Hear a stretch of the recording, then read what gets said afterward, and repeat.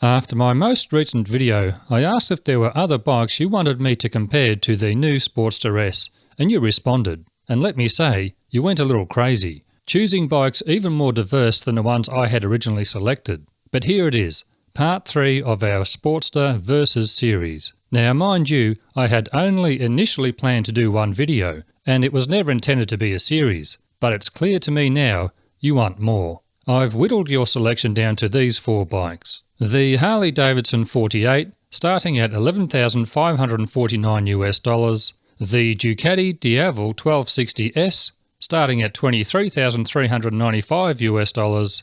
The Triumph Rocket 3R, starting at $22,500 US. And the BMW S1000R, starting at $18,345 US. I still have enough bikes requested to do a part 4, which I will do if that's what you want. Let me know below. Now, I can sort of understand why you may have chosen these bikes. After seeing how well the Sportster S performed in the last comparison video, you probably started to wonder, how far could it be pushed? What are its limitations? I get it, I too am curious.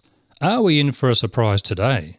Without any further ado, let's compare the new Sportster S to the 48, Diavel 1260S, Rocket 3R and BMW's S1000R.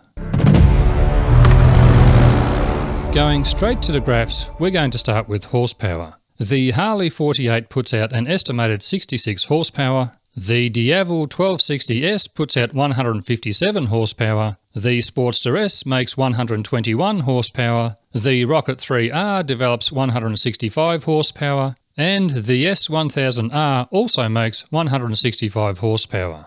The Sportster S is up against some pretty big numbers here, with the Rocket 3 and BMW equally topping the charts. Next up is torque. For torque, the 48 puts down 73 foot-pound, the Diavel 1260 makes 95 foot-pound, the Sportster S develops 94 foot-pound, the Rocket 3 makes 163 foot-pound, and the Beamer produces 84 foot-pound of torque. Pretty interesting spread there.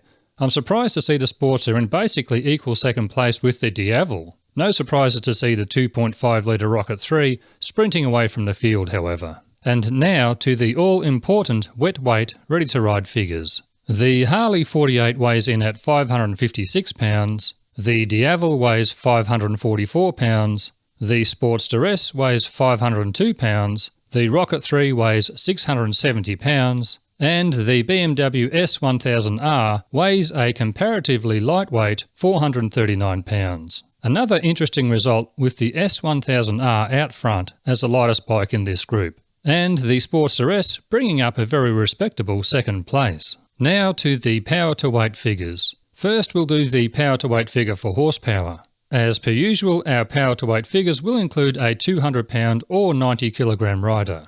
The power to weight figures for horsepower reveal the Harley 48 measuring 0.087, the Diavel 1260 measuring 0.211, the Sportster S measuring 0.172, the Rocket 3 measures 0.190, and the S1000R calculates to 0.258. The bike here with the best power to weight figure for horsepower is clearly the BMW S1000R. That's one of the highest numbers I've recorded so far.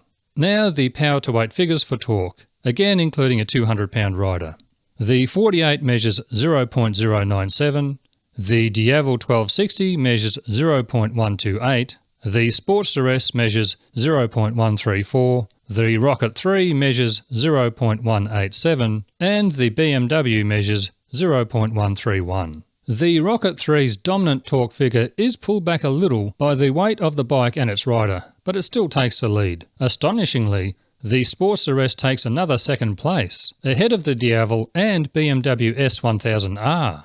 For this video, I'm doing something a little different. In my never-ending pursuit of continuous improvement, I've upgraded my virtual drag strip to add more value. From now on, I'll be showing in real time how quick each bike takes to reach 0 to 60 miles per hour and to cross the quarter-mile finish line. To make things even more challenging, I'll be sticking my neck out and predicting the specific 0 to 60 and quarter-mile times for each motorcycle. Righto. Here's where I have to put my mouth where my brain is and make some predictions. Based on the data we've just collected, let's see how I'm estimating these bikes might perform on my virtual drag strip. Now, it pays to remember we have a pretty wild selection here, and I wouldn't normally compare this degree of difference. And there it is. I predict the BMW S1000R would be first to 60 miles per hour with a time of 2.6 seconds, and would also cross the quarter-mile finish line first with a time of 9.9 seconds. The Diavel 1260S I'm predicting to finish second, although I'm predicting the Rocket 3 would be quicker from 0 to 60. The 48, I'm afraid, is pretty well outgunned here, but its direct descendant, the all-new Sportster S, acquits itself remarkably well, crossing the finish line with a time of 11.1 seconds, pipped only by 0.1 of a second by the Rocket 3. It's pretty much neck and neck, and between these two it could really go either way in my book. Today we stacked the new Sportster S up against some pretty stiff competition, a few costing thousands of dollars more, and what did we learn? Well, we learned the Sportster S is not a miracle bike capable of taking on all comers. At the end of the day, there's no overcoming physics, brute horsepower or torque. Combine that formula with light weight and you truly have a recipe for success, as witnessed by the BMW S1000R. But after running the numbers, I think you'll agree the new Harley-Davidson Sportster S performed impressively well, and I'm beginning to see why it may be priced the way it is. Seeing the way it performed against much more powerful and expensive competition, there's no denying, going forward, Sportster is once again no longer just a name. If you've made it this far, thanks heaps for watching today, and if you enjoyed the video, please don't forget to share it with your friends, and hopefully I'll see all of you again in the next one. Bye for now.